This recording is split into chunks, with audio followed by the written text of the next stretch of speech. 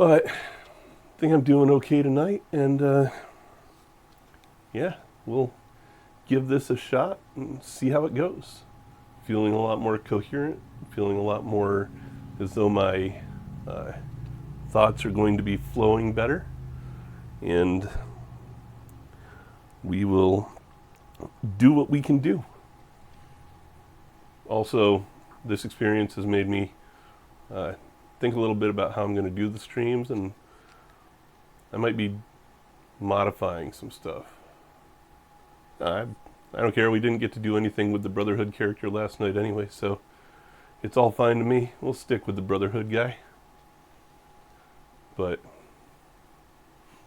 yeah, we'll see if I keep the same structure of the Tuesday intro, Saturday playthrough, or if I look into possibly doing different games each time with a shorter game full playthrough on Tuesday, intro full playthrough, and then a longer game like this, intro and full playthrough on the weekend, just to keep a better flow. So that being the case, I'm going to start with an intro of what all the pieces are, what the setup has going on here, what each of the different cards is for, what it does, and how they're going to be used as we go throughout the game. And then we will get into the playthrough and see what happens. Bear with me on one aspect because I am in fact sucking on cough drops tonight, so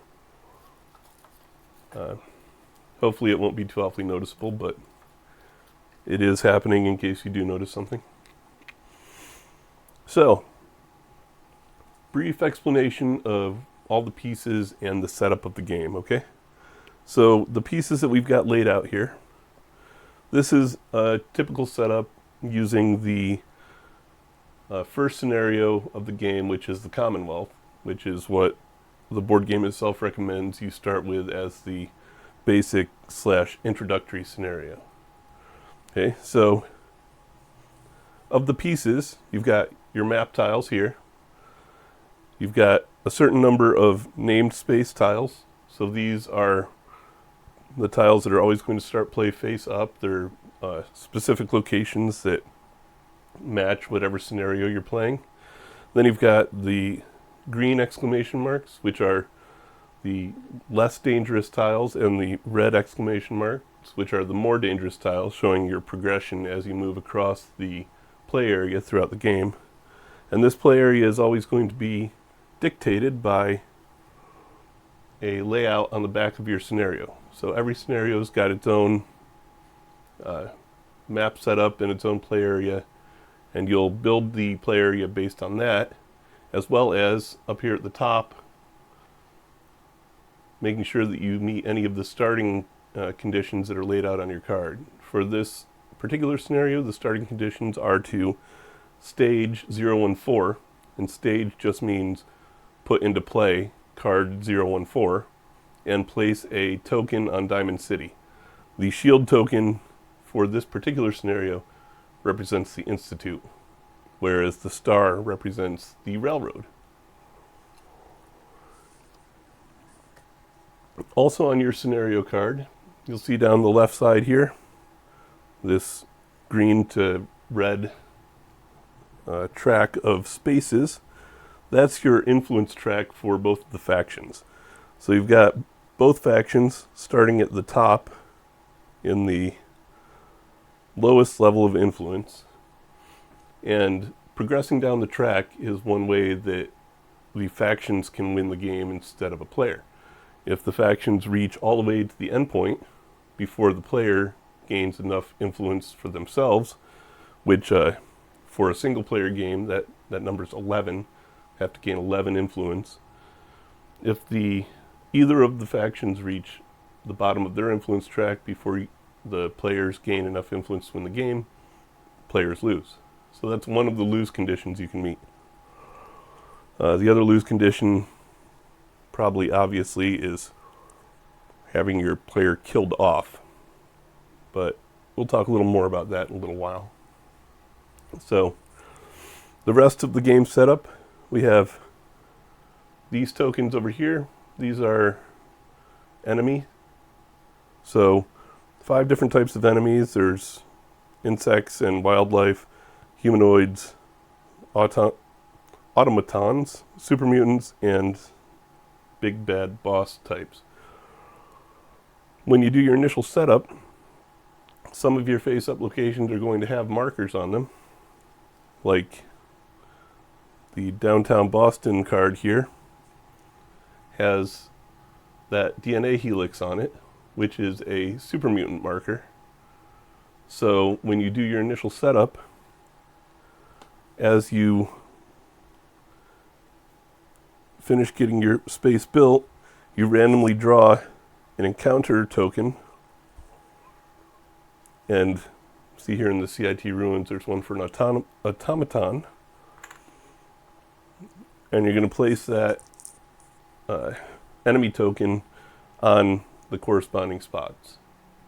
And then, as the initial setup for this scenario said, we put one Institute token, Institute token on Diamond City. And what the Institute token represents is this enemy who is actually printed on the scenario itself. So that Institute token is actually this synth. So that token will move around as any of the other enemy tokens in the game would, and it's representative of this specific enemy.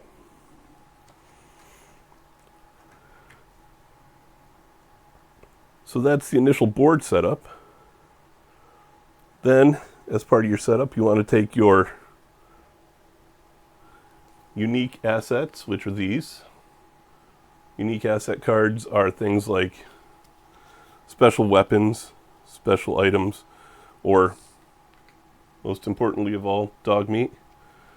And these are cards that will be not randomly drawn. They're going to be specific rewards from quests or other scenario outcomes throughout the game. Next is your loot stack. So loot will come from encounters and enemies, and it can be any number of things there in loot. And last is your item stack. These are cards that can be bought and sold at settlements. So as part of your initial setup, you're always going to turn 4 of those face up to represent the inventory at your first settlement. And then besides those, we have perk cards, which perk cards are part of the leveling up that will happen during the game, which I will explain more of as we go also. And agenda cards, which kind of determine, one, how many influence points the players have, which is indicated by the plus number in the bottom corner. I'm sorry, no, that's wrong. The plus number in the bottom corner is actually something that I didn't mention before, but what that is the number of players in the game. So there are different cards that this deck's going to contain based on how many players are going to be in the game, and you'll add and remove cards from it so that you have a deck that specifically matches your player roster. What you actually get for influence is going to be the number of the thumbs up on it. So the idea is to collect 11 thumbs up to get 11 influence to be able to win this single player game. And then in the bottom right corner there, you see there's enemy icons. That is how enemies are going to take actions on their turn. So this deck will continually cycle throughout the game, and each time you deplete that deck and get to the bottom of it, you'll reshuffle the discards back into a draw deck, but It's also a way to demonstrate the passage of time in the game. So when you get to the bottom of that deck, each time both factions move up one space on their influence track. So it's a way to show that they become more powerful over time.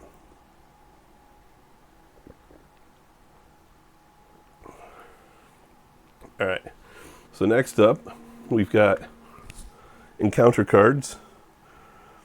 And encounter cards are going to be cards that you draw when you get to a space that has an encounter icon on it. Again, if we look at downtown Boston, that has encounter icons for both settlements and wasteland. So depending on which space you're in, and on each of these tiles, you have multiple spaces. So whatever is marked by the white borders as the outline is considered a space. This tile has 6 of them. So it has one space, it's a settlement encounter, one space, it's a wasteland encounter, one space with a super mutant on it, and then 3 spaces with no specific actions. So if you move to one of those spaces, and you can draw an encounter card, and encounter cards have various different criteria. You'll basically make a choice about which of the 3 numbered options you want to try and complete for an encounter card, and you will execute the action that the option says to do, and if you're successful, you get the success outcome, whatever that manifests as, whether it be loot or caps or something else. And if you fail, there's often a failure criteria. As for your regular quests, this is the 014 card that the scenario had us play as our starting quest, and it goes in play staged until it's completed, and at which point it has instructions to draw additional cards to replenish it and continue adding quests to the game. There are other criteria which may add quests to the game that come up randomly, so we have that going as well. And then over here we've got tokens like our More Institute and Railroad tokens. We've got our special tokens, caps in both 1 and 5 increments, and that's about it. So for starting a game, everybody gets 3 caps. You choose your character. In this case, we're going to be playing as the Brotherhood character. It's a nice little power armor guy with a heavy plasma or heavy laser, it looks like, in the figure, and some basic power armor. You select one of the spaces on the Crossroads camp to start that character out on. You're going to set up your player board with your 3 status trackers. So we've got one here for XP, the gray, one here for rads, and one here for hit points. So throughout the game, there are going to be different things that make rads increase and hit points decrease. If rads ever passes or equals hit points, your character dies, meaning they go back to the Crossroads camp, and they can come back into play. Basically, is, you know, like if you get killed in the game, you pop back up. But if, however, your rads are maxed out, and even if you pop back up at full health, you're intersecting between rads and health, then your character is permanently dead, which is another loss condition. So managing rads and health is a big component of the game, kind of like in the video game. So I've got 3 caps starting out. I've got my character card, because each character has a card that grants them certain abilities or limitations. The limitations that I have is that for each move action I only gain 1 move token instead of 2, and I have the ability to pay 1 cap to ignore that. So I guess that's kind of like buying power cells for your armor. If you pay to get the power cells, you don't have to sacrifice the move. That means that if I want my character to move through any difficult terrain, because there are different terrain types in the game, you'll see here on the Crossroad Camp that there's an area outlined in red. Any spaces outlined in red are going to be difficult terrain, and those require 2 movement actions, I guess you can call them, to enter. So because the Brotherhood character only gets 1 movement, I would either have to use both of my actions on a turn. You get 2 actions per turn. I would either have to use both of my actions as turn actions to get those 2 moves. Sorry, both of my actions as move actions to get enough movement to go into that area, or I would have to spend that cap on my character's card to be able to ignore that penalty. Other areas in the game, and I'll show you once we unveil one, can be outlined in green. Those are actually irradiated areas, and when you go into one of those, you're going to gain a rad on your rad tracker. So that's kind of the gist to the setup. The last thing you need to do for a new game setup is you get 2 special characteristics to start out with. You're always going to have one that's default, and it's going to be indicated by your character's portrait on the actual special marker. So you find the one that's got your character, in this case intelligence. So you pop that into your track, and then you randomly draw your second one.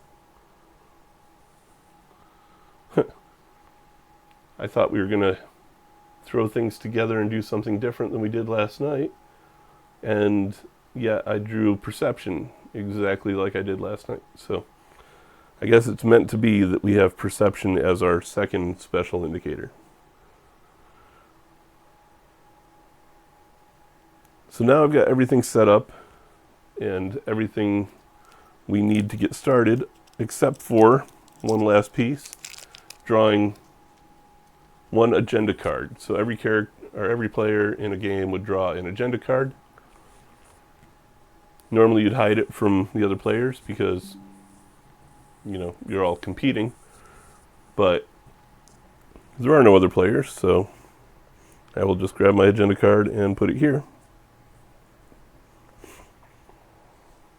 This card, though, allows me to declare loyalty to the Institute if I want.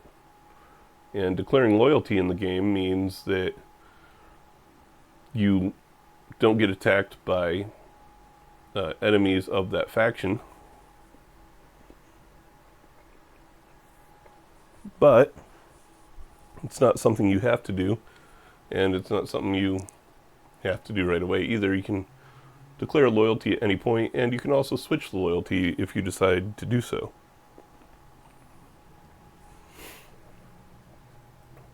So a couple other things that you might be wondering about are these tokens here. What these tokens are special condition tokens. So for anybody who's played the video game, you'll recognize some of these. This one's your reputation token. You know, you can have the good reputation or the evil reputation. And as different things in the game have you gain these tokens, it affects the outcome of some of the other cards. You also have your addiction token and your well-rested token. So Those can be gained or lost based on different criteria as well. And I don't remember offhand what the other one is, but fortunately I've got my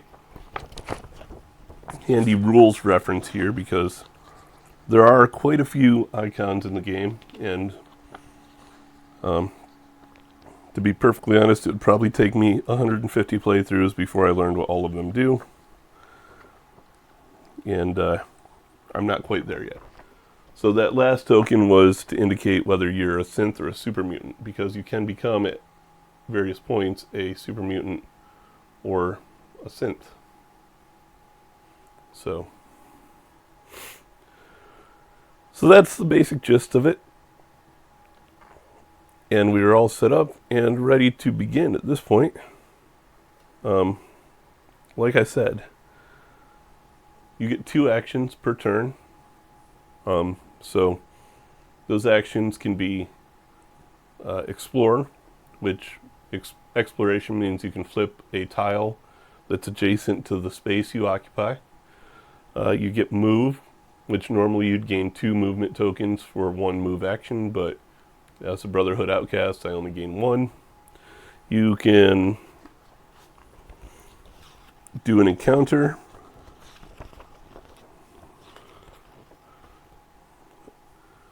or I guess quest is next in the book, meaning you can engage in one of the quests. You can do an encounter, you can engage in a fight, or you can camp. And camping means that you can recover 3 of your hit points between turns, and also if you have any exhausted cards, which some cards enter an exhausted state when you use their abilities, or companions can enter an exhausted state when you have them use their companion abilities, they unexhaust during a camp action. So one other thing that I wanted to show on here. Notice on this track below the hit point and rad markers, there are 3 spaces. So 1, 2, 3. And those are your equipment spaces. So at any given time you can have 1 piece of armor, 1 weapon, and 1 companion equipped. And then over here you have an inventory space that can hold up to 3 items at any given time. If you end up drawing more than 3, you have to discard 1 and maintain a maximum of 3 items in your inventory. But that covers all of the basics. So it's going to go my turn, taking whatever 2 actions I take. Then we pull an agenda card for enemy turn. They take whatever actions they're going to take. Back to me. Okay? So obviously the first thing you're pretty much going to want to do is an exploration, because right now there's nowhere to go. Because of where I chose to start on the board in the camp, I only actually have 1 tile adjacent to me. So I'll do an exploration onto that tile. And what I've revealed is an insect or wildlife enemy. So I'll go ahead and draw that, which is a mole rat. I have a settlement encounter here that I can go and try to settle. And then you see how this one has the green outline that I mentioned? That means that half of this tile is irradiated. So off to a great start, because I can either, for my next action this round, use a move action to move into that irradiated space and gain 1 rad right off the bat, or I can move 1 space in my starting tile, and then on my next turn, for one of my 2 actions, take another exploration action and flip that other tile that's now adjacent to me. which I think is what I'm going to do because I don't want to gain a rad right off the bat. If anybody has watched me stream before, you already know how bad I am at board games. I don't want to start behind the power curve. So, but that's it. My turn's done. So now it's time for the enemy turn, which we take by drawing an agenda card. And the agenda card has icons in the bottom right that are going to denote what enemy actions happen. So in this case, there is a humanoid and a boss monster icon. So what those do, if there are any inactive enemies, which means face down enemy tiles on the map, any inactive enemies of the types whose icons show up on that agenda card are going to activate. Right? So if they activate and you're in their space, or if they activate and they have a ranged icon and you're in an adjacent space, they attack. They also can move, so they don't have to stay where that initial icon on their tile was. They can actually move spaces, and they do.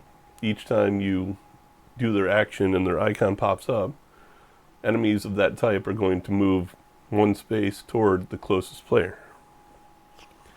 And you can see on the enemy cards that there are several pieces of information down at the bottom. So that 3 that's in the vault cog, that's the enemy's level.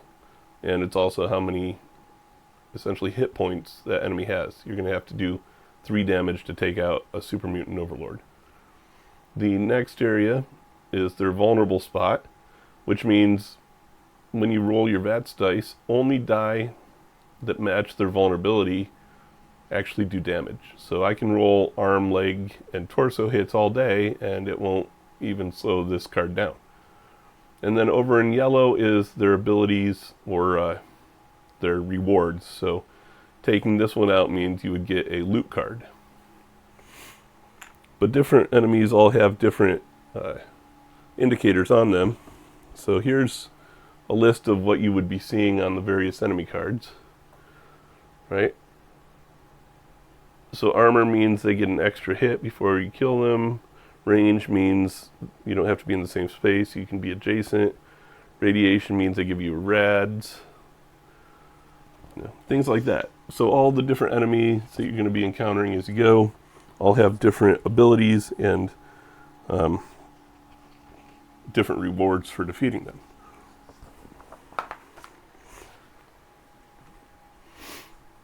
Also on the downside, when they deal damage to you, they deal damage equal to the level. So if that super mutant overlord were to do 2 damage to me, I'd actually take 6 hit points.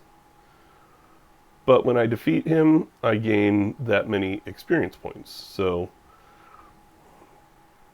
I guess it's a give and take scenario, right? So because that card I flipped had humanoids and boss monsters, there's honestly not a lot that happens on that enemy turn, because I don't have any humanoid enemies in play right now, and I don't have any boss monster enemies in play right now. So it's basically a no action turn for enemy, which means it's back to me.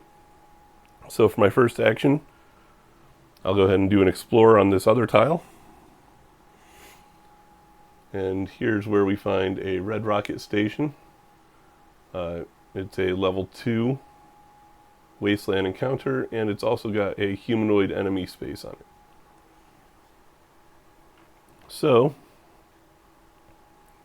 we randomly draw a human enemy to place in that space on the board, which is a Raider Scum. You can see that their ranged combat and their armor, so they're only level 1, but the armor means that they have to take 2 damage before they're killed. And then for my next action this round, I will go ahead and take a move action to head over to the Red Rocket Station. Now, I'm out of actions this round, so I can't do the encounter at the Red Rocket Station. I'll have to save that until the next turn. But I'm also now adjacent to that raider, so if humanoids activate on this next enemy round, I'm going to be in combat. And, well, I don't have any weapons or anything yet, so not much I can do to fight back. But it's their turn, so let's see what happens. Well, what happens is the railroad gets to take a turn, and so do automatons. So right now, the railroad doesn't have any operatives, so nothing for them to do. But we do have one automaton out, and that automaton takes one space of movement toward the nearest player, being me. So now that Protectron that was sitting out there is going to be coming after me.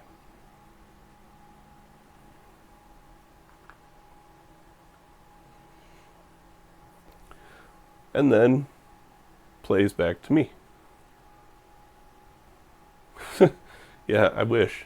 Let me go into the developer's room and just outfit myself and kit out with whatever we have back there, right? Is everything on the stream still moving smoothly?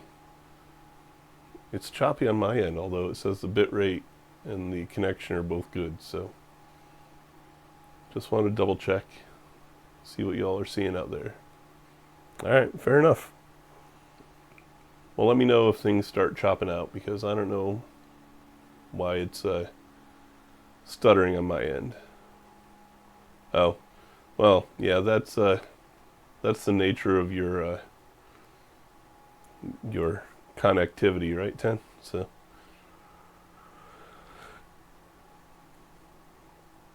I may have infected my computer, or maybe I'm getting hacked by one of these automatons. Maybe it's the Enclave trying to keep me down. Or I guess in this instance it would be the Institute, right? I should claim loyalty, declare my loyalty to the Institute, and then maybe my computer would start working better. But anyway, my turn. So I'm here at the Red Rocket Station. It's a level 2 wasteland encounter. So I'm going to go ahead and do an encounter action. So normally, for a multiplayer game, the encounter action is going to be something that the player to my right is going to read. Like, I don't get to see everything in advance. But it's a one-player game, so what are you going to do, right? So this encounter says, you hear nothing but your own footsteps as you walk through the ruins. It's calm and quiet. So I have two options here. I can either hack into an old register, or I can search for useful equipment. The hacking option is an intelligence option and requires 3 success. The search for useful equipment is either a perception or luck option and requires 4 for success.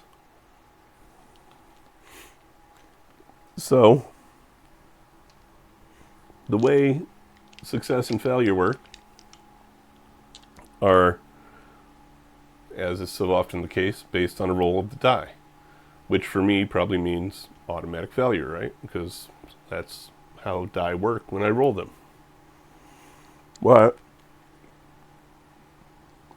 I think that my best bet would probably be to go ahead and do the one with the lower success requirement, because lower's generally better in my specific case. So I'm going to move these guys aside. But the way successes work for skill checks in this game are based on the hit icon. The hit icons. So on each die, you'll see that there is a splotch next to the stick figure. Well, that's a hit icon. So for skill checks, that's one success. So no surprise here. I rolled one success. However, because it is an intelligence action and I have an intelligence special, that allows me to re-roll any number of dice one time. So I can grab these two that didn't get a success and I can re-roll them and hope to actually get that success this time. So, well, I got one additional success. That gets me a little closer, but still not a winning condition.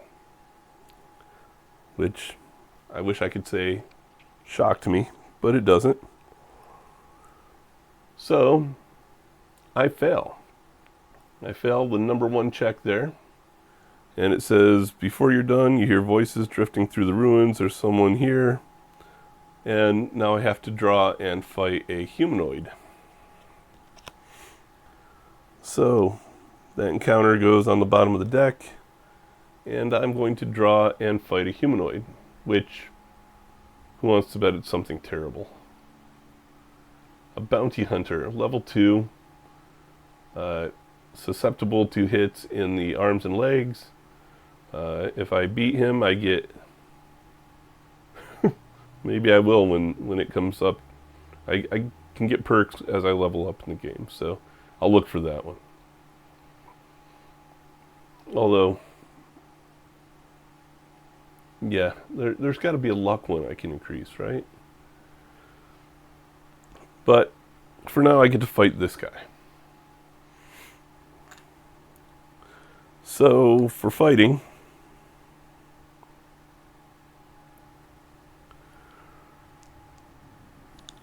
I can't really do much other than just roll the basic fight because, well, I don't have weapons, I don't have armor. I'm literally fresh out of the vault, even though my miniature is wearing power armor and sporting a heavy laser. But it is what it is, so I will roll combat against this guy.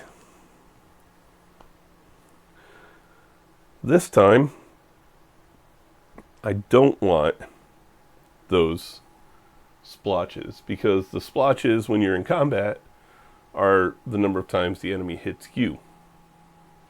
So what I rolled just now, 2 of those dice don't do anything because they're both chest hits, and this enemy is not susceptible to chest wounds. So I get 1 wound against him for legs, which is not enough to kill him because he's level 2. And he does 1 wound against me for the one with the splotch on it, meaning I take 2 hit points of damage.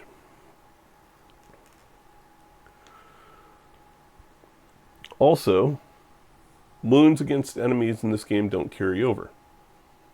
Granted, I did 1 damage to him just now, but the next time I fight him, I still have to do his 2 full damage. You have to take an enemy out in a single round. So, that enemy stays on the board because I didn't finish him off, and now I have another humanoid enemy to worry about. And things are already stacking up to look really great for me. But it is what it is. It's Fallout, right? So, not too unexpected.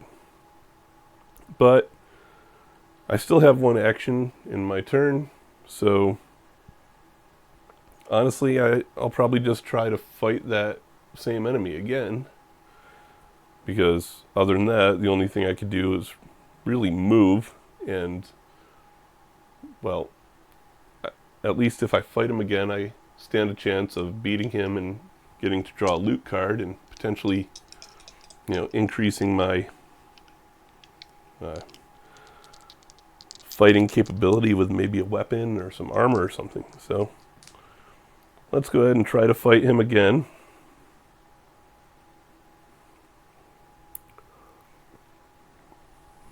Can everybody see those die? Everybody see those 3 torso hits I rolled against an enemy who's not susceptible to torso hits? And the 1 damage that he does to me, so 2 more hit points lost.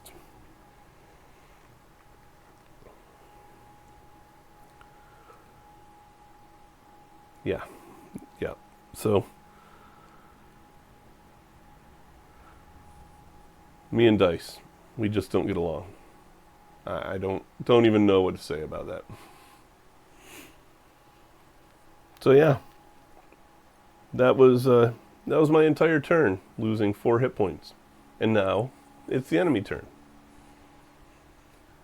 which means I'll draw an agenda card. Anybody want to bet that there's a humanoid action on it?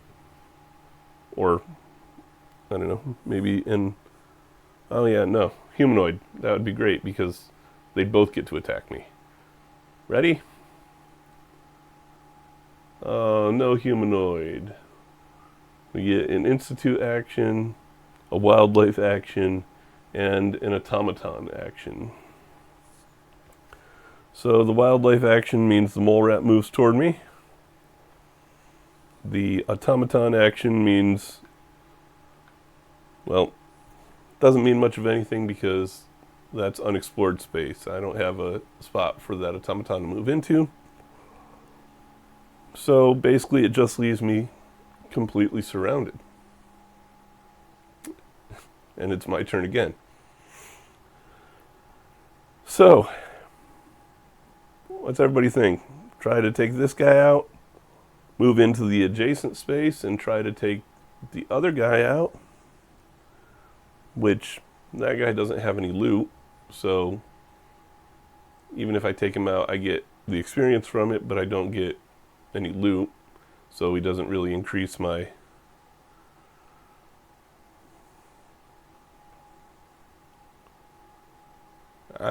may very well be. I don't think I'm very special. Not when it comes to playing this game, at least. Flee, yeah. Not really sure fleeing's going to help me out much either. I have one direction I can go that doesn't have enemy or radiation, so honestly, I'll probably just have to try and be a big boy and fight this same raider again.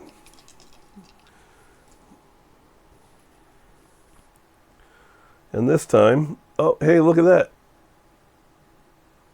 I did 2 hits, which means I did enough to kill him.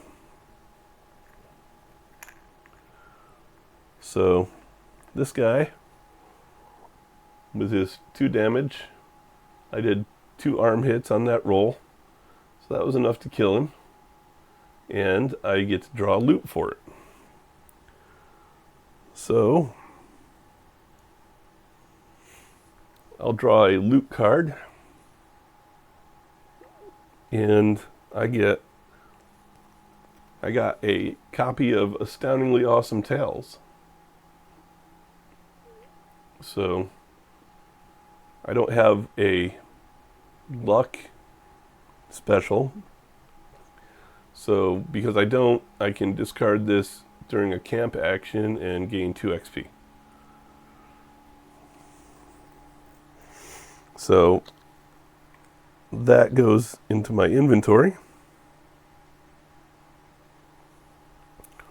I do have to check one thing, because also on this roll, the enemy did 2 hits against me.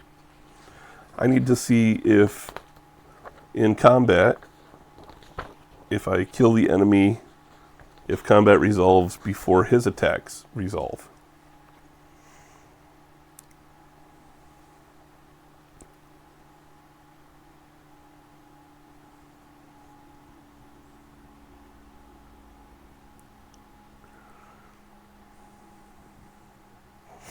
Well, it doesn't actually specify, so I think it's probably safe to say, this being a Fallout game, that, yeah, I'm still going to take the damage. So he hit me twice. That's 4 more hit points in that fight. So 1, 2, 3, 4. I do, however, gain 2 experience points from defeating him. And then for my second action, I'm going to go ahead and take a camp action to gain 3 health back, and I'll discard the loot that I got to gain an additional 2 experience points.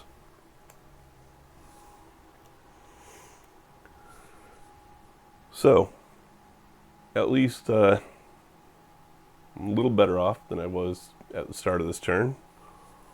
But now it's the enemy turn, and it's a humanoid chance to take an action against me. And because this humanoid that's in the adjacent space has a ranged icon, they can roll to attack me, and I get absolutely no chance to fight back because I don't have a ranged weapon. So that enemy attacks me. Oh wow, hey look, a roll that worked in my favor. They got no hits on me, so cool, I don't have to worry about that. So now it's my turn again. I have a choice here. I can either try another encounter because I'm still at the red rocket. Yeah, I appreciate that. Keep doing that for all my rolls, will you, Tim? I can either do another action encounter as my first action at this red rocket station, or I can continue moving ahead and seeing what we can do with the rest of the game. So I would really like to potentially get some gear, kind of boost my capabilities. But I think maybe I will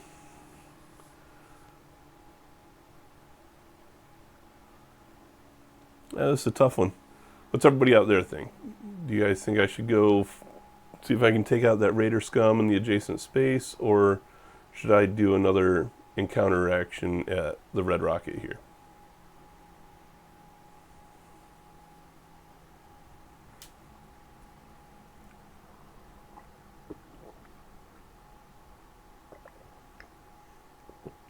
Anybody? Anybody? I know, right?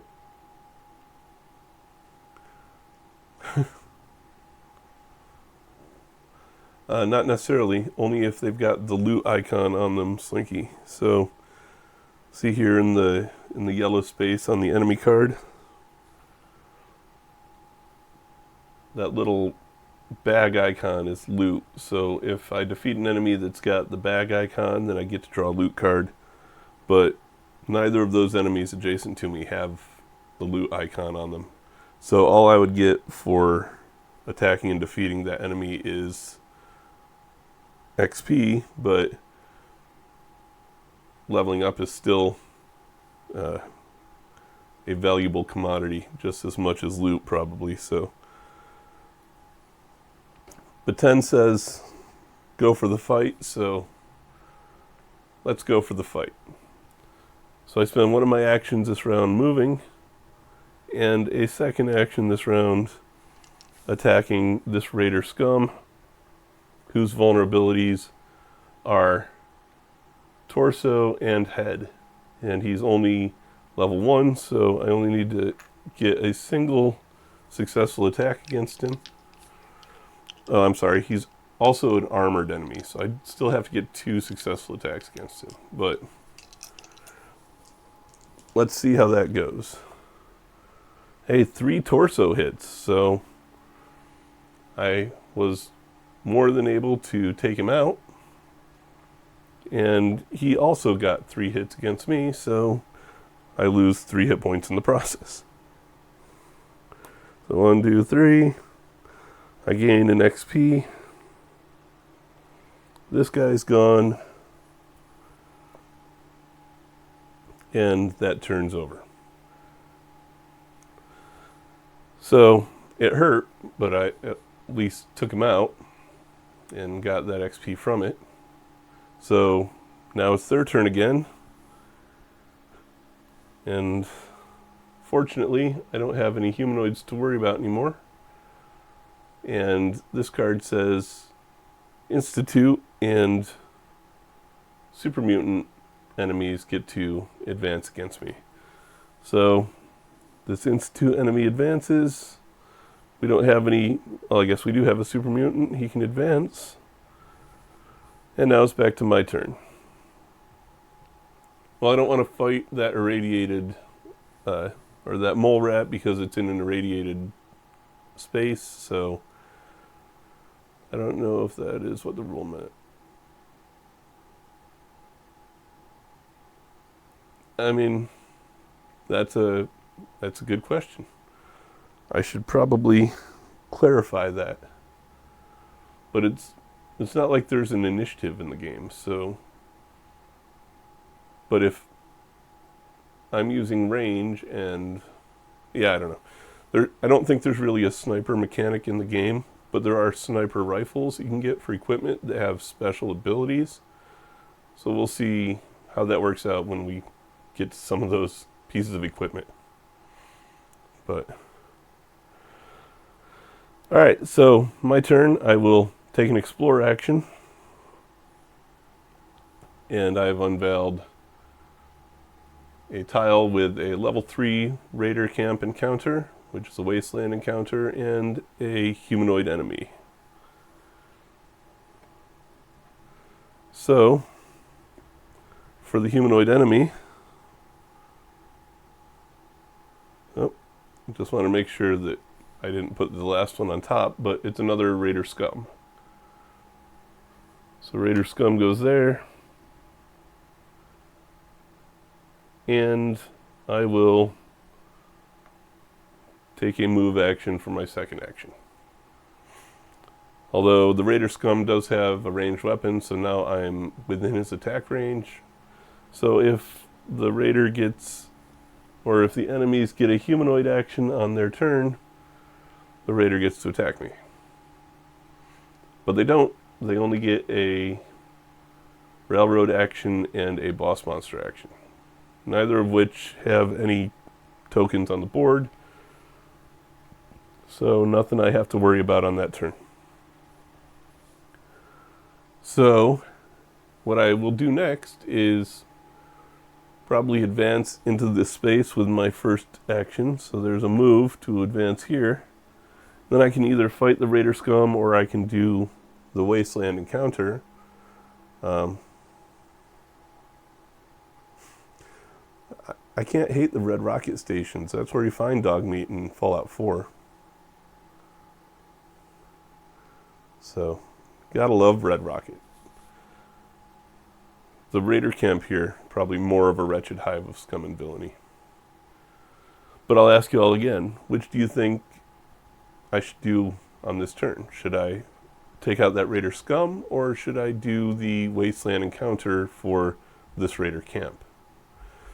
Level 3 Wasteland encounter.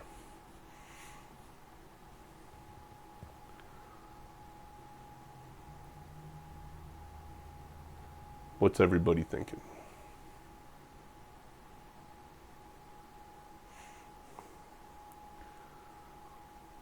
Also, for those of you who don't know how big a Fallout fan I am, there's my Distressed Vault Boy tattoo. So, all right, take out the scouts. well, we'll see what we can do.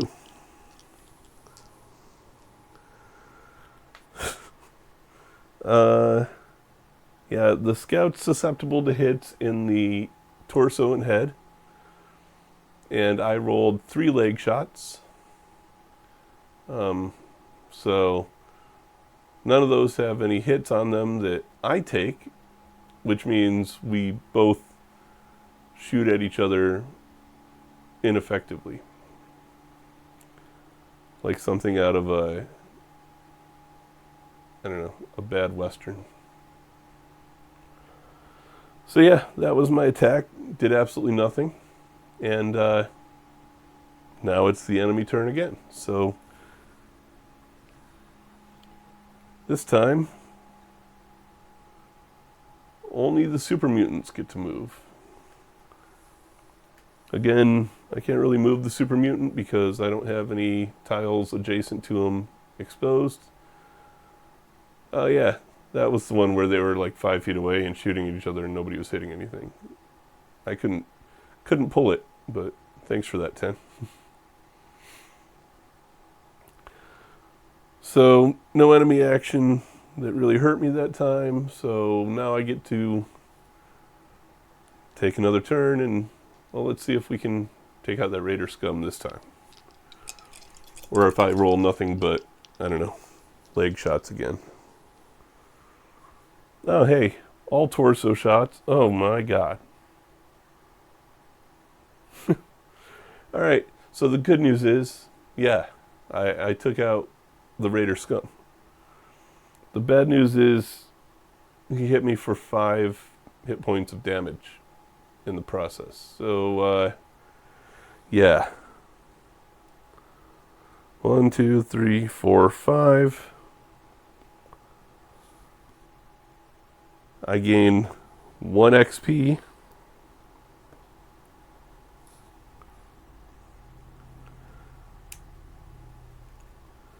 And I'm not sure if that was quite a decent enough payoff for the amount of damage that I took in that one. Which means I think it's in my best interest to probably camp for my second action and get 3 of those back. Because even with those 3, I'm still only at 6 hit points. You know what? Let me check something on the camp action, because I think that I forgot about one other piece of the camp action, which is the well rested. Yeah, when you perform a camp action, you recover 3 HP and exhaust all your cards, and you gain well rested. So this whole time I could have been gaining the well rested trait. And that gives a little bit of a bonus here, because well rested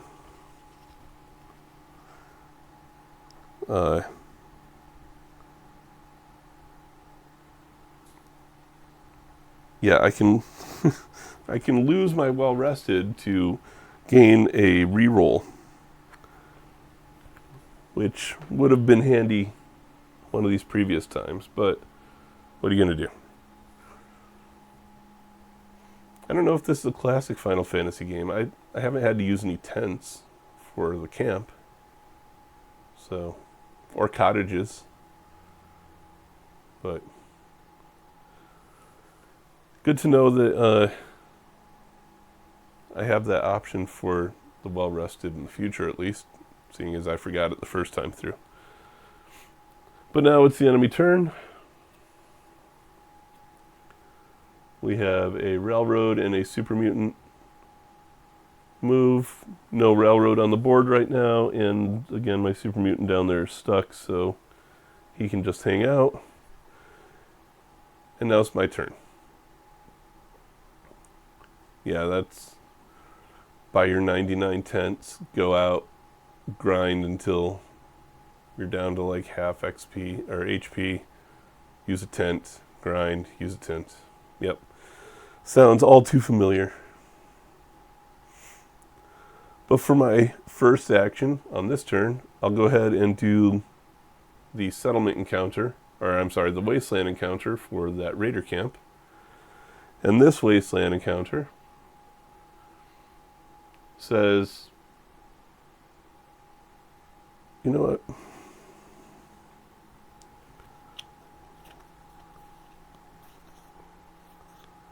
I'm going to shuffle those because I just drew the same two in a row. I don't like that. Let's get a little variety going here. Oh, my detail camera died.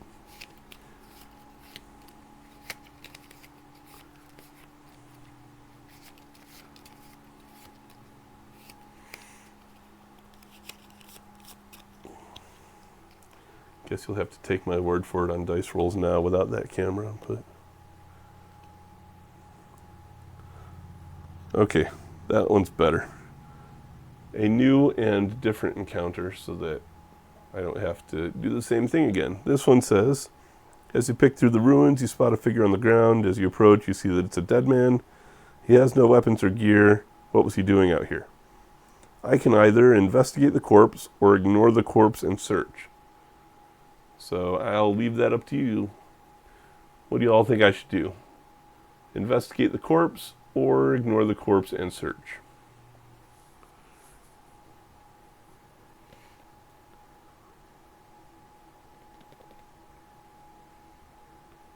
This way we can include some of that randomness that would normally be there by having another player read the card. I'll just have you all make the choices instead of me. Eat the corpse.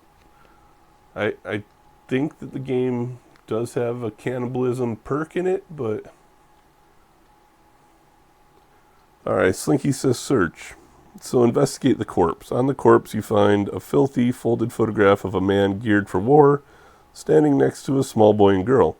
You can make out bits of a note next to a drawing of a bird. I'm going east to my greatest regret, blah blah blah. Maybe Margaret's still alive. So, what that does for me is I gain 1 loot, 3 XP, I add card 005, which is another quest, and then I trash this card. So I get to draw a loot, which, ooh yeah, I got water, which I kind of needed because I'm sucking on hit points. I gain my 3 XP, so 1, 2, 3, which means I level up. And I get to grab card number 005 as a new quest. And that goes in play. Yeah, at this point I'll take the red in exchange for a healthy boost in hit points, Slinky. Because I'm kind of behind the curve on that one. Okay, so this 005 quest is to find the aforementioned Margaret that was in the note on the corpse.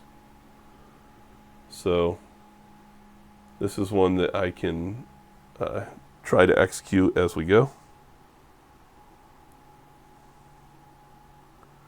It says, as you pass through the crowd, you see a familiar face. She's far older, but there's no mistaking her. She has to be Margaret, the girl from the photograph found in the wasteland. So, when it says, that's another thing I forgot to mention. It says add 005, not stage 005. So what add 005 means is this is actually a settlement encounter. So when you add it, you're putting it into the settlement encounter deck and shuffling it in. So there's a chance that this subquest you found will pop up at some point when you're in a settlement. kind of adds a layer that is kind of a video game mechanic to it, which is pretty cool. So the other thing was I leveled up here. So when you level up, you can draw 2 special tokens, and then you can choose one of them to keep. I drew strength and perception. So I can keep strength because I don't have it and add that to my special lineup. Or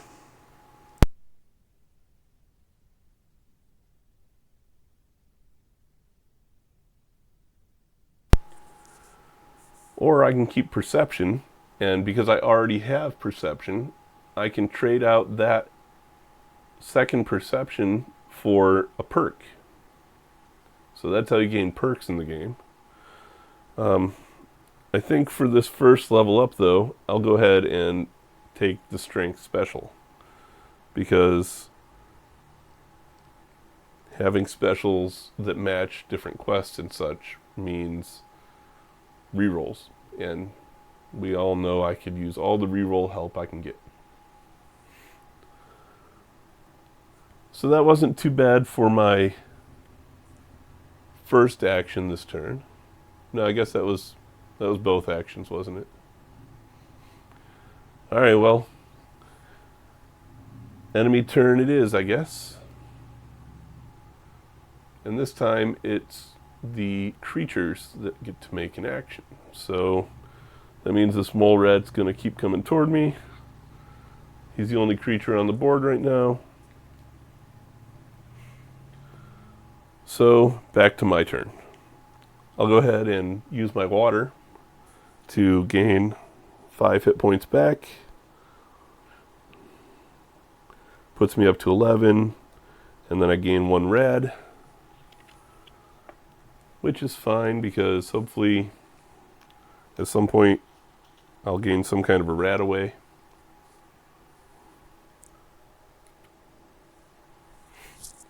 Alright, so for my first action, I'll take a move action, and for my second, I will explore to flip another map tile.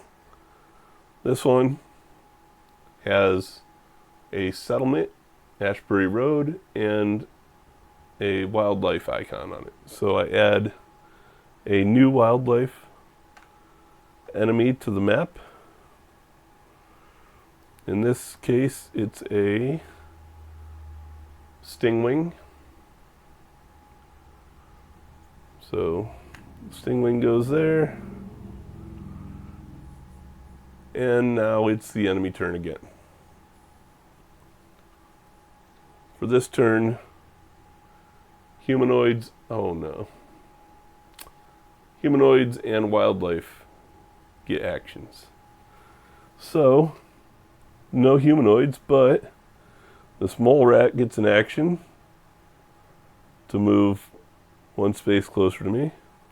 And the stingwing gets an action to move 1 space closer to me. Fortunately, when I was showing you all those enemy traits earlier, you see the very top one here is aggressive, meaning anytime they enter my space or I enter their space, they immediately attack. Fortunately, neither of those are aggressive, so I think I get to kind of skirt by on this one and not immediately get attacked by them. Again, that's something I just want to double check because, yeah, I don't see anything that would indicate.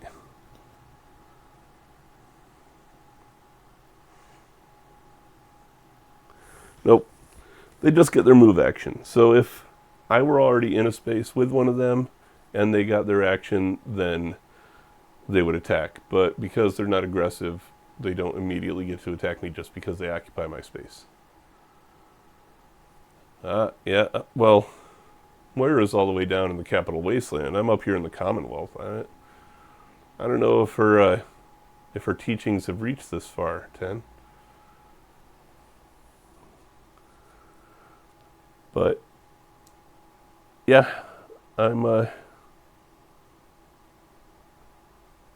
pretty lucky on that one. That could have been bad, having both of them attack me.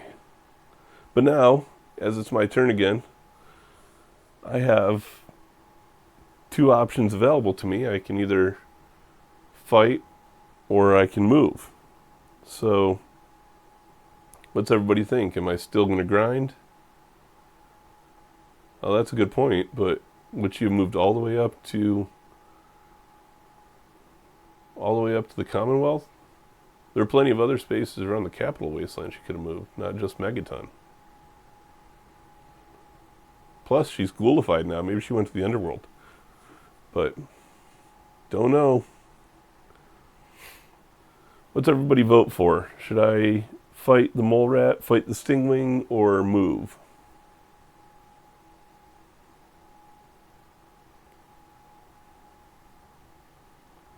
Decisions.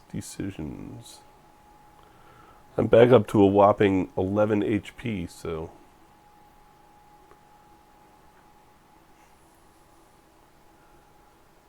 I'm kind of inclined to go ahead and fight. And nobody's speaking up too quickly, so let's go ahead and fight from...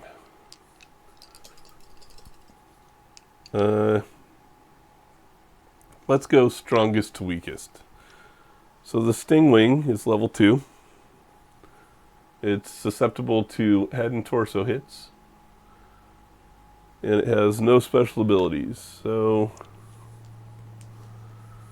we have 1 torso, 2 torso. So there's 2 torso hits against the stingwing, which is all I need to defeat it. But there's also 4 hits that the stingwing does to me, which is 8 damage. So 10 if you meant that for me. You're right. I am very sorry. Knocks me down to 3 hit points. I did take the stingwing out, which is, I guess nice.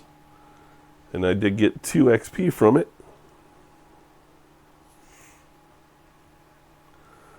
But now I really have to ask myself, do I want to try and fight that mole rat, or do I just want to keep moving on?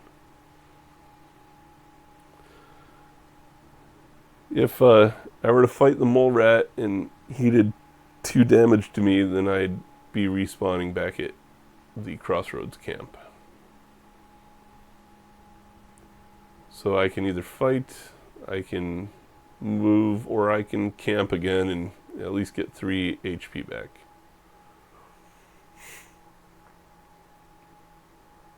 The nice thing is I don't think there's any limit how many times I can respawn, so I can keep getting killed off, but okay, befriend him would be good if I could do that, but I can't, so I'll go with Slinky's recommendation of camping instead. 1, 2, 3, and at least get slightly healthier. But now it's enemy turn, and I've exhausted the agenda deck, so both the Railroad and the Institute increase their influence by 1. And I shuffle the agenda deck.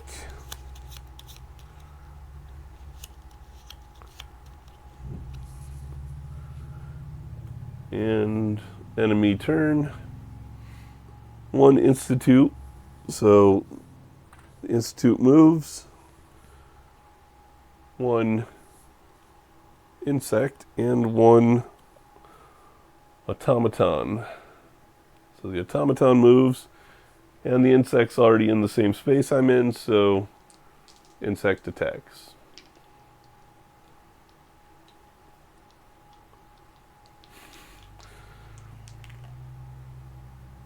Yeah, that would make sense. It's a Fallout game, so of course it doesn't have to obey its own internal logic, right? I mean,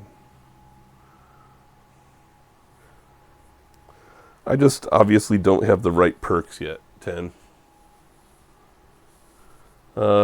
So the bloatfly here is susceptible to torso hits, which means I did enough damage to kill it, and it does 1, 2, 3 damage to me.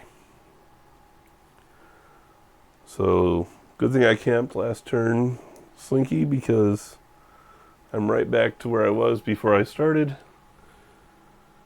Bloatfly is dead. I gain 1 XP.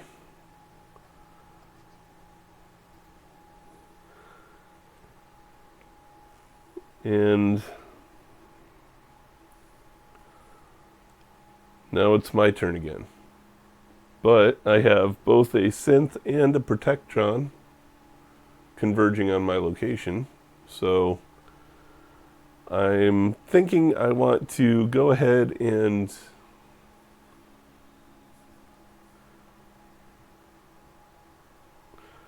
well, I would say I want to go ahead and move into Ashbury and do the settlement encounter. But to do that, I'd have to spend a cap because that's the only way to override my 1 space movement limitation.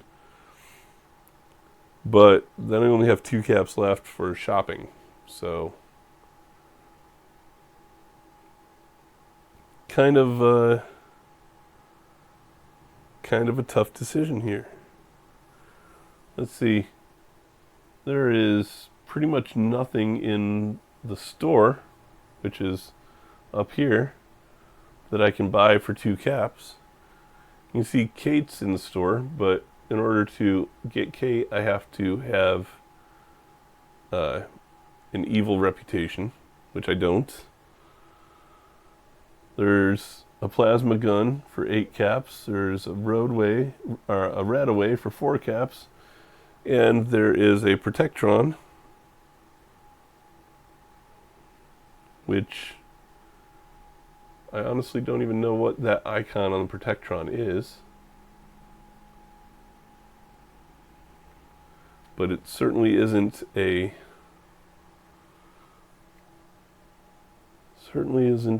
single cap. You know, all the times I've played Mass Effect, I've never done a Renegade Shepard playthrough. I'm too much of a softie. I'm always a Paragon. Same in Fallout. I've never detonated Megaton. I've never been the bad guy. I'm always... Yeah, I know. I never did a dark side playthrough of KOTOR. I'm always the good guy. Mr. Goody Two-Shoes.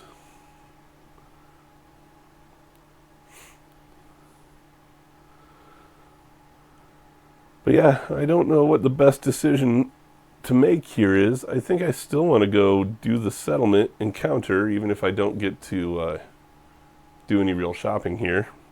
So I'll probably go ahead and spend the cap to overcome my move limitations, do my 2 movement, and then for my second action do the settlement icon. Of course it does. That's the one thing Fallout players have been asking Bethesda for forever. And I mean, that's, I think, one of the first mods that came out, right? Was the Kill Marcy mod. But alright, so settlement encounter. This one says 2 kids are playing a card game called Synth Netrunner, or Synth Net Rumor. That's my favorite game, you tell them. I haven't played in years. One of the kids squints up at you and says, "Oh yeah? How about we play a game for caps?" So the options that I have are tell them you don't remember the rules and go shopping instead, which, like I said, I got 2 caps and there's nothing in the shop that I can really afford.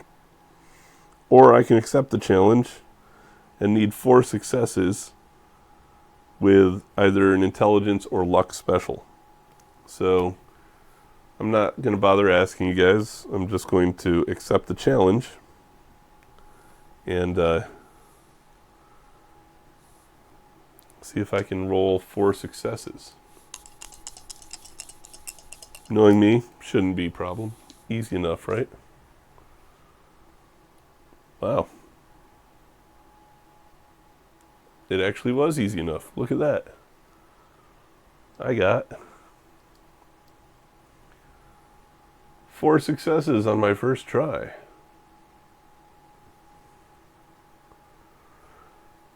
So what that did for me was won me 3 caps and the chance to go shopping. So now I've got 5 caps, but still not really enough to do anything with. I could buy the rad away, but I've only got 1 rad so far, so I'm not going to. I'm just going to leave without shopping. So that was my second turn. Time for yonder enemy to have their turn. So humanoid and wildlife, which we've exhausted all the humanoid and wildlife enemy on the board, so none of those to worry about. So it's my turn again. And for my turn, I'm going to do 1 move and a second move.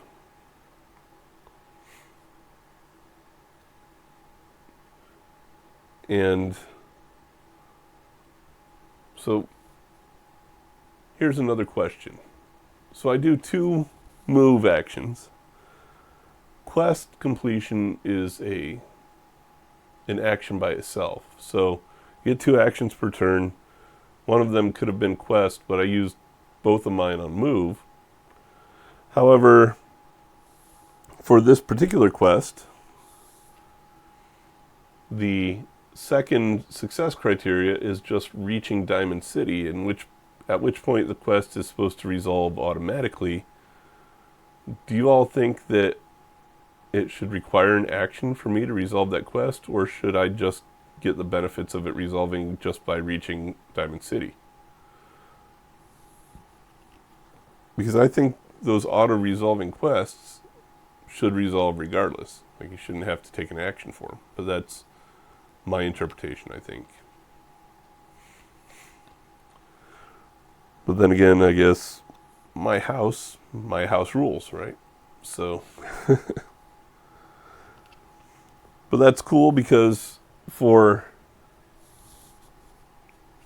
getting that quest complete, I get 2 loot cards. And I got, a laser rifle and a pipe rifle. So I'm going to go ahead and equip the laser rifle, and I'll just hold on to the pipe rifle until the next time I get to shop, because then I can sell it. And then the other criteria for finishing the Diamond City quest are to stage quests 16 and 67 and add quest 17 to the encounters. And then trash this quest. So, come over here to the deck, grab 16 and 67.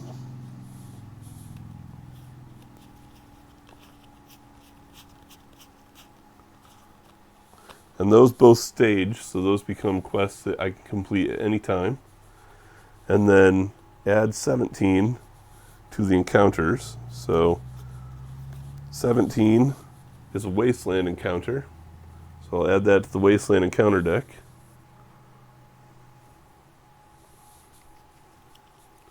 Shuffle that in there.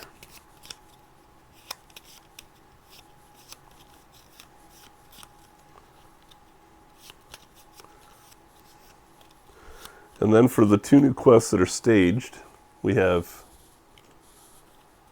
Vault Rumors. Every year, new unfortunates appear out of the wasteland claiming to have been banished from an underground bunker made before the war by a company called Vault Tech. Perhaps it's worth investigating. There are 2 different criteria for that one. You can either kill any humanoid or you can, at any settlement, spend 4 caps. So 2 different completion criteria there. And then quest 16 is all aboard. After asking around Diamond City, you are approached by a man calling himself Drummer Boy. He explains that the synths are actually the work of an organization known as the Institute, and he asks for your help in freeing them. Place an Institute marker on downtown Boston. And for that one, you can either warn the Institute about the railroad agents and get them to deploy more synth soldiers, or you can locate synths and convince them to cast off their bonds. So those are the 2 new quests that we've got, and they're persistent, so they stay in play until they're completed. Also, some of these quests we haven't come across any yet, but you see how the last condition for both of the completion criteria says trash. Some quests won't have trash on there, which means even once they're completed, they're repeatable quests. So we haven't come across any yet, but there are some in the game, and potentially we'll hit those as we go. But that was both of my actions, right? Yeah, because I used both move actions. So,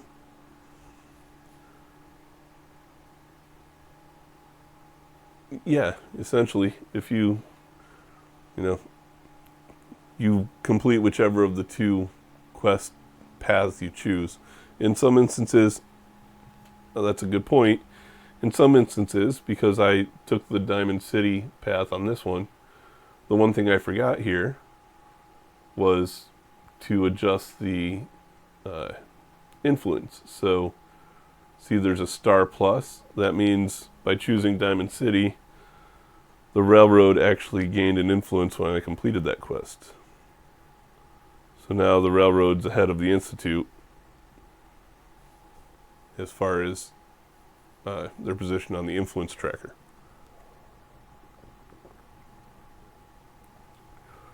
Which brings up an interesting question. Which faction did you guys support in the actual Fallout 4 game?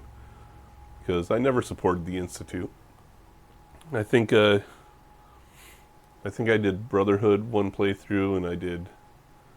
No, not the Brotherhood, the Minutemen 1 playthrough, and the Railroad 1 playthrough, but never the Institute. Yeah, there's just something about them. I'm not a fan. But...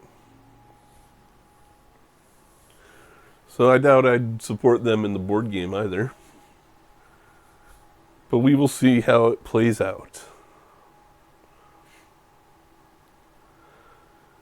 Alright, so we resolved our first quest, and now it's time for that too. Yeah.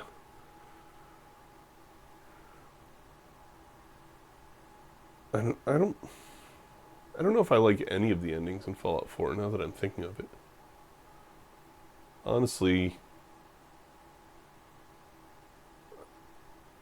I guess it's not really a game that lends itself to a happy ending in any case. But, yeah, I don't know. I don't think I liked any of them. At least they didn't have to retcon any of the endings like in Fallout 3. When they decided to do the DLC and had to bring you back from the dead.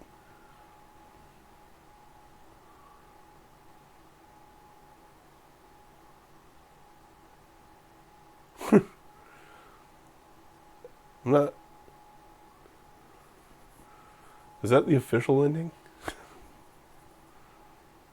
I thought that was a... I hope that's not the official ending.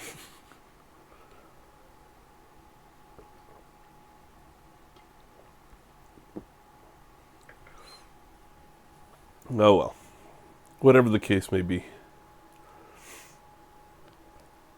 So, I'm trying to think of... Yeah, you showed it to me, and I was hoping it was just a meme. I'm like, please tell me that wasn't like an official audio clip from the game that I missed. And if I did miss it, then I'm very glad I did so. But so at this point, there's a lot of gameplay left. Like, a lot of gameplay left. I don't feel like I've really made much headway toward the win conditions, and my throat's getting pretty rough. But I feel like we played a decent amount, and hopefully everybody got a nice sense of what the gameplay is like, what the game has to offer, and how the mechanics work. You can probably imagine with more than a single player, the game moves at a much different pace, because with more than one of you having opportunities to take out the various enemy or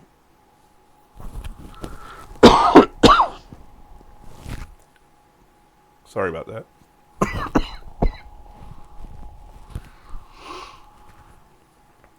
or split up and explore in different directions to uncover more of the map.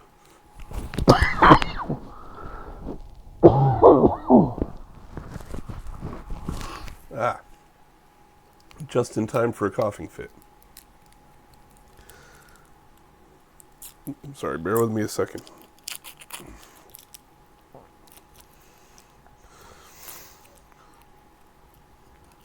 So mechanically, the game is perfectly fine and functional for single player, but honestly, because of the play style and the way everything's set up, it has a better and faster flow with a multiplayer. Yeah, that would be cool if somebody could, 10. Maybe you should do it.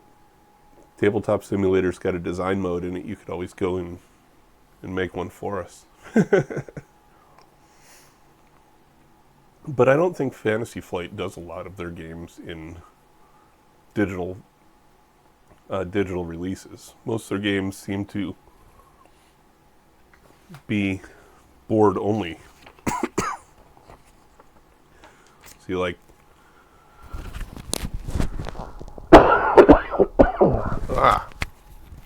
sorry about that, guys. See, all of their games come with a nice little booklet of the various games available to them or through them, and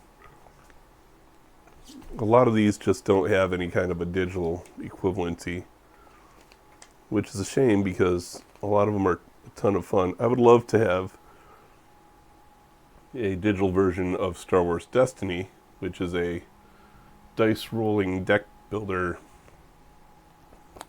really fun game. But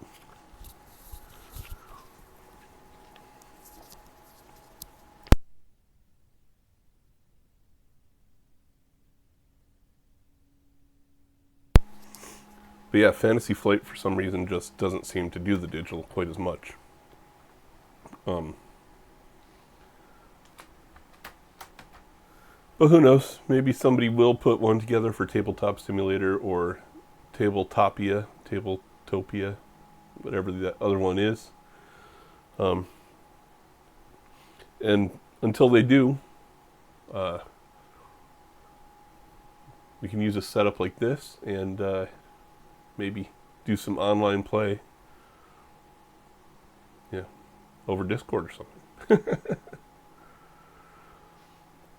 So, yeah, anybody got any questions about any of the mechanics or any of the other play features or anything I didn't happen to get to in this play? Because we've been going about an hour and 45 minutes, and as this coughing fit that I've just gone through is indicated, I think that's probably about as much as my throat can handle right now.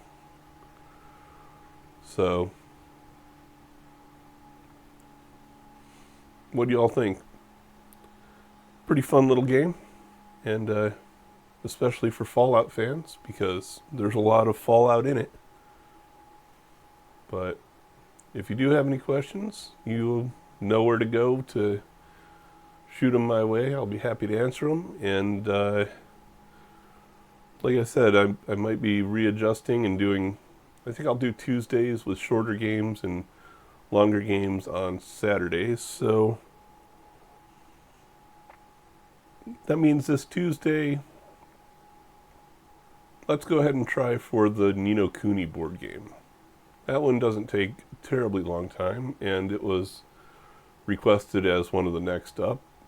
And I'm just not in a video game mood yet, so we'll keep going with board games, and we'll do Ni no Kuni on Tuesday, and y'all let me know if you have any questions or other ideas for the stream. Other than that, thanks everybody for watching. I appreciate it, and I will see you on the next one. Later.